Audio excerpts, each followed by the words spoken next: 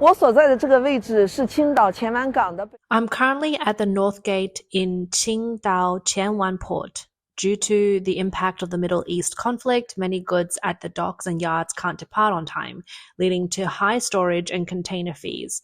We hope this war ends soon and eases the economic pressure on everyone. The disastrous impact of the Middle East conflict on China's foreign trade industry is becoming apparent, not only in Qingdao but at ports like Shenzhen Yantian Port and many others across Guangdong. Containers bound for the Middle East are piling up, facing indefinite delays.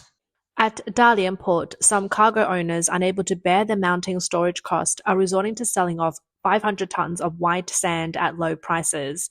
Anxiety is spreading across the entire logistic chain. Below the cargo owners are freight forwarders who are also in the brink of collapse. Jackie from Qingdao Know-Hai Logistics, during a live broadcast on March 26, showed the helplessness of being forced to strip containers.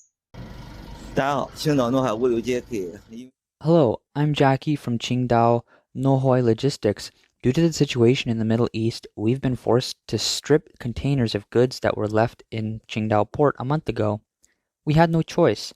The shipping companies have not informed us when they will resume sailing. If we leave this any longer, storage fees will keep rising. It's really frustrating. Today, we've arranged for the warehouse to transfer the goods, ensuring their safety and minimizing the customers' losses, helping them save as much as possible. If there's any chance in the Middle East situation, we'll quickly send out these goods. Stripping containers is an industry term meaning taking out carefully packed goods from a container one by one. It may seem like a way to save on storage fees for customers, but in reality, it signifies a total failure of an entire batch of export trade. On social media, lying flat has become the norm for freight forwarding companies on Middle East routes. With large-scale suspension of ships and rejections of orders, China's logistic artery to the Middle East has practically come to a halt. 第二个受影响方面就是物流端啊，成本暴涨。 Logistics costs have skyrocketed, efficiency has collapsed, and the delays are severe. Currently, many shipping lines are suspended. Two key routes, the Strait of Hormuz and the Red Sea, are blocked. Many shipping companies have stopped accepting orders for the Middle East. Bookings in the region have almost entirely stopped. Freight rates have soared, with shipping costs increasing by 30 to 50%, and in some cases, quotes have risen by 300 to 500%. War insurance premiums have increased from 0.1% to about 2 to 5%. Extra charges of 2,000 to 3,000 per container are now considered low. Some are facing additional charges of 5,000. Travel times have also greatly lengthened. To safely transport the goods, many ships are rerouting via the Cape of Good Hope, taking a longer route around Africa. The time it takes has gone from about 20 days to over 60 days, almost 2 months. Many customers can't accept this, and timely delivery is no longer possible. Not only are goods already in transit stuck, but many finished goods cannot leave. Yet returning goods are impossible, leading to massive inventory buildup and the freezing of capital. According to this blogger, some customers are now resorting to transshipment plans like bypassing the Strait of Hormuz and rerouting goods to ports near the UAE. But as everyone is going there, the ports are small, leading to significant congestion and slow customs clearance. Some are using the China-Europe Railway, opting for land transport, but this can't handle the vast amounts of sea freight backlog. Costs have also surged. This isn't an issue of a single port or logistics, but a collective pain for China's entire foreign trade chain along its coastline. Zhejiang, Guangdong, Jiangsu, Shandong, and Shanghai. These 5 provinces, which export the most to the Middle East, together account for 67.2% of China's total exports to the region. Yiwu, known as the world's supermarket, is hit hardest. 就是说这个美伊冲突什么时候才能结束啊？ When will this US-Iran conflict end? The impact on Yiwu and businesses like ours involved in wholesale and foreign trade is quite huge. Yiwu has many Middle Eastern clients, about 30 to 50%, almost half. Once the conflict started, demand from that region sharply declined, and many clients stopped purchasing, putting things on hold. The currencies of the war-affected Middle Eastern countries are rapidly devaluing. The US dollar has already pushed them out. so their currencies are not exchangeable, and they're devaluing quickly. Our Chinese money can't be exchanged with them quickly either, so buying goods has become a big issue. Furthermore, clients from some African countries have also greatly reduced their orders. Why? Because many of their orders rely on logistics passing through Middle Eastern countries. With the war, oil prices have surged. Shipping costs for a container have risen to $1,500 to $3,000. Yiwu primarily deals in small commodities with low unit prices. Now, with the rise in logistics fees, the cost effectiveness has been greatly reduced. As a result, orders for non-essential items have dropped greatly. Overall, the impact on our industry is quite large. Analysts point out that China's overcapacity issue is exposed when demand drops. In the past, relying on low-cost advantages and a low-profit, high-sales model, the increase in overall cost, shrinking demand, and rising insecurity have pushed the foreign trade industry into a crisis. Yiwu's export to the Middle East reached 109.37 billion yuan in 2025, accounting for about 15% of Yiwu's total exports, directly affecting approximately 12,000 related merchants. The impact of this war is primarily on orders, which have dropped drastically. The cancellation of orders and loss of contact with clients have become serious.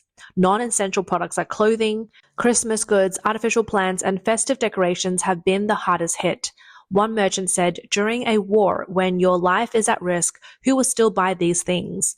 Typically, the peak purchasing season for the Middle East is from the Chinese New Year to the Islamic Ramadan. However, this time the market is almost stagnant, even worse than the off-season. Many long-time clients have lost contact, cancelled orders, or paused payments, leaving many orders hanging in the air. For example, one merchant said a multi-million-dollar order from Dubai was cancelled because the client went missing. Another company had an order worth over 5 million yuan left unresolved. The number of Iranian merchants, who used to be about 2,000 in Yiwu, has drastically decreased, and offline procurement activities have come to a near halt. According to a foreign trade professional from Yiwu, 彻底归零了，新订单不下，老订单付了钱的。 This time, it's really a complete reset. New orders are not coming in at all. Even for old orders that were paid for, the goods are not being delivered. In the past few days, I've been in contact with many clients from the Middle East. Honestly, the impact on them has been huge. The Middle East market accounts for a significant portion of EU's foreign trade. In the past 2 years, the US market had a big impact, especially last year. But this year, it's the Middle East countries like Iraq, Afghanistan, and Iran that have seen a dramatic decline. Even Jordan has gone completely to zero. One customer told me that last year they paid for the goods, sent out the remaining stock in January, but now it's stuck in the middle of the route and has been thrown to the UAE. The customer has to sort it out themselves, so it's completely at zero. No new orders are coming in. Even old ones that were paid for aren't being received. As for the ones that haven't paid, some people are even unreachable. So, bros, this year is really a tough test for Yiwu. Our comment under the video says, "The goods we shipped before the Chinese New Year are still floating in the Sea of the Middle East. Our factory only makes flashlights for export to the Middle East. In March, we've completely stopped." On March 19th, Zhou Bing, a merchant in the Yiwu International Trade City dealing in clothing exports, described the current predicament. He said that the market flow has decreased by almost half compared to before the war. "We used to ship many containers at this time, but now very few are leaving. It's not that we can't ship, but the prices are too high and clients aren't placing orders." Joel further pointed out that since many raw materials depend on petroleum refinement, including plastic and fibers, the prices of raw materials have increased across the board, directly squeezing profit margins. The war has shrunk consumer demand and lowered procurement willingness. The combination of multiple factors has plunged the entire industry into a crisis. Ling Zhiyuan, a merchant specializing in Middle Eastern freight in Yiwu, stated that due to the impact of the Iran conflict, Middle Eastern logistics can be said to be in a state of halt. Some containers have even been returned, and goods in transit now have to bear additional war surcharges. Yiwu port has now become very quiet. Another merchant, Gong Yongqiang, said that in the past, goods that just arrived at the port were destroyed in bombings. Some Iranian clients were even killed by shelling right after receiving the goods, resulting in losses of hundreds of thousands, with part of the burden still falling on them. Not only Yiwu, but Shenzhen, as a major manufacturing and foreign trade hub in China, is also deeply stuck in a quagmire now. Miss Zhen, the head of a private electrical appliance export company in the Middle East, expressed anxiety in a media interview. We currently have 5 containers stranded at the port, unable to be shipped out. These goods were customized according to Middle Eastern specifications, and transferring orders is difficult. Our cash flow has already broken down. According to Zhen, in Guangdong alone, over 1,000 containers are stranded due to the blockade of shipping lanes. Behind every container are the livelihoods of one or even several factories. A large number of factories have been forced into shutdown or partial shutdown due to the inability to fulfill orders and recover funds. The severity of this crisis lies in the fact that it has gone far beyond the issue of foreign trade orders. It has evolved into a sustained structural pressure test on China's entire manufacturing system. Ms. Guan, the coordinator of China's foreign economic and trade system, rarely acknowledged the severity of foreign media. She said, "Shelves don't discriminate. The shipping and insurance costs have soared. The only wish of business now is for a ceasefire. Otherwise, China's export system will face a structural collapse." The term structural collapse, coming from someone within the Chinese Communist Party system, carries significant weight and is self-explanatory. The ripple effect of the war has even reached seemingly distant African markets. Since many goods destined for Africa needs to pass through the Middle East or rely on related shipping resources, the rise in shipping cost and security risk has also led to a great decline in African orders. Facing the Middle Eastern market collapse, some companies instinctively seek to pivot. On social media, many foreign trade professionals stated that they are actively exploring new markets in South America and other regions. However, shifting market is no easy task. First, the differences in product specifications present an insurmountable gap. The batch of electrical appliances Zhen company had customized according to Middle Eastern specifications is a typical example. Second, establishing new market channels and customer trust requires a long time and significant investment, which seems like a fantasy for companies already suffering from broken cash flow. This crisis is like a brutal physical exam, exposing the deep structural issues in China's manufacturing industry. Excessive reliance on a single market and specific supply chain routes, low value-added positions in the industrial chain, lack of bargaining power and risk resilience, and vulnerability when facing external shocks. The root cause of all of this is the inevitable backlash from the CCP's wolf warrior diplomacy and camp confrontation mentality. According to analysis from independent Chinese scholar Mr. Qing, Beijing has long secretly supported troublemakers in regions like Iran, attempting to use them as pawns in its game against the United States. This tactic has ultimately backfired. The forces Beijing has supported are now cutting off its own economic lifelines. Initially, the CCP sought to leverage the grand geopolitical chessboard of regional politics, but it has ended up in a long-term and brutal self-inflicted economic drain. As the domestic economy falls into chaos due to its misguided decisions, with countless businesses and families struggling in despair, the CCP authorities show no signs of remorse. Instead, they attempt to turn the crisis they themselves created into a political drama on the international stage, pretending to be a peacemaker and a key mediator. However, this performance has led to unprecedented humiliation on the world stage, turning them into a laughingstock. According to Sun Ming, a source close to the CCP's foreign diplomacy circles, Beijing's calculations were shrewd. The original plan was to use its so-called special relationship with Iran to play an indispensable mediation role in the US-Iran conflict. The goal was not genuine regional peace, but to use this as leverage to present itself as a responsible global power, gaining influence and leadership in the global south. However, this self-deceptive fantasy was soon shattered by the cold reality. First, Beijing severely underestimated the complexity of the Middle East situation.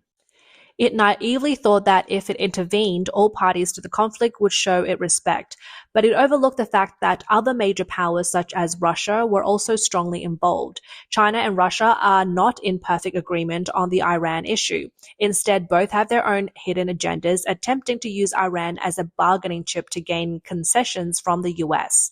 More importantly, Beijing completely misjudged the true intentions of its iron brother, Iran. Sun further revealed both the CCP and Russia have been offering advice to Iran, but Iran is now refusing to accept any diplomatic arrangements. Tehran's current core demand is not any diplomatic mediation, but rather blatant substantive military aid. This has placed Beijing in a carefully calculated yet extremely foolish dilemma. If it provides military aid to Iran, it will trigger a full confrontation with the US and its allies, something the CCP cannot afford. But if it refuses, it will completely lose its influence over Iran, and the so-called special relationship will become meaningless. The mediation that failed before it began has exposed the CCP's diplomatic nature. Aggressive on the surface, but cowardly, unrealistic at its core, driven by opportunism. It tried to use regional conflict to constrain the US, but lacked the courage to truly take the risk for its proxy. In the end, it could only engage in an awkward political performance on the international stage. If the failure of playing the mediator was merely a behind-the-scenes strategic setback, then the humiliation faced by the CCP's top diplomat, Wang Yi, in his secret mediation effort was a public diplomatic farce.